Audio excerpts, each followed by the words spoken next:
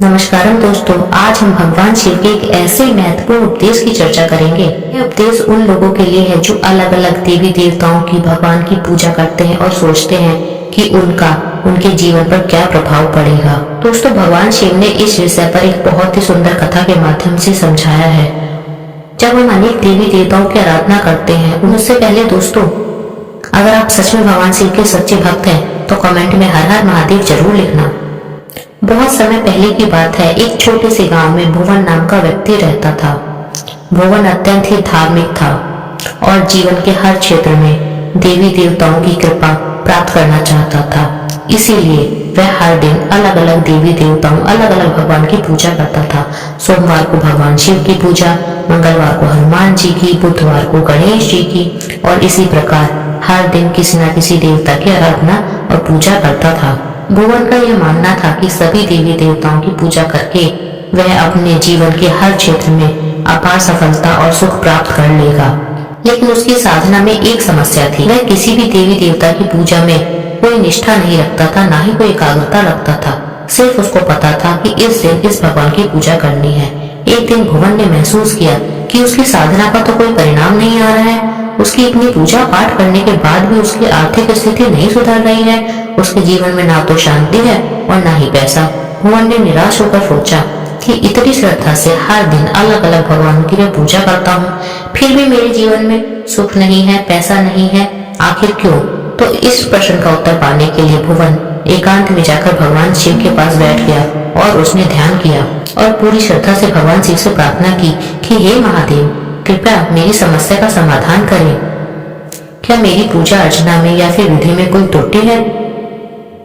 भुवन की सच्ची प्रार्थना को सुनकर भगवान शिव स्वयं प्रकट हुए। उन्होंने मुस्कुराते हुए कहा, भुवन, मैं तुम्हारे प्रश्न का उत्तर देता हूँ। वत्स, तुम्हारी जो समस्या है, तुमने जो मुझे पुकारा है सच्चे मन से, मैं उसका जवाब देता हूँ। तुम्हारा ये प्रश्न है कि मैं सभी देवी देवताओं की पूजा करता हूँ, फिर भी मुझे उसका फल क्यों नहीं मिलता। तो वत्स सुनो, सभी देवी देवता एक ही परमात्मा के स्वरूप है, लेकिन तुमने अपनी साधना में एक बड़ी गलती की है। भुवन ने आश्चर्य से पूछा, क्या महादेव, मैंने ऐसी क्या गलती की है?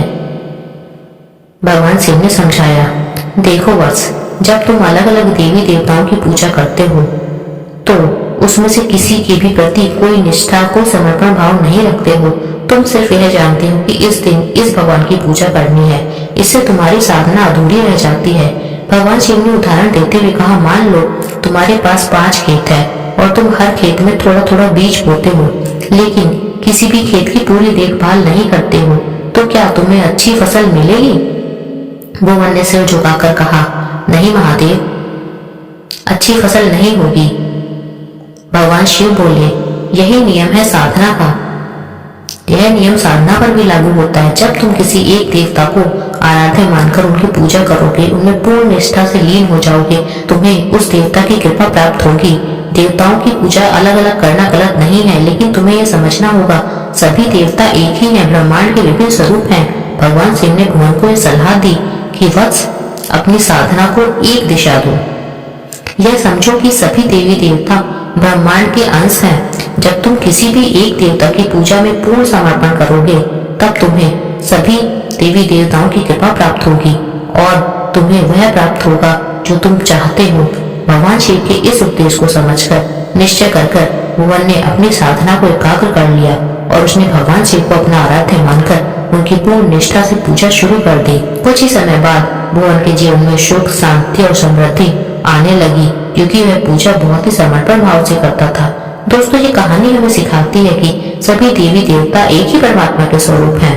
किसी भी एक देवता की पूजा में पूर्ण निष्ठा और समर्पण रखना चाहिए। हमें सभी देवी देवताओं की कृपा स्वयं प्राप्त हो जाएगी। लोग कंफ्यूज रहते हैं कि अलग अलग भगवान की आराधना करनी है।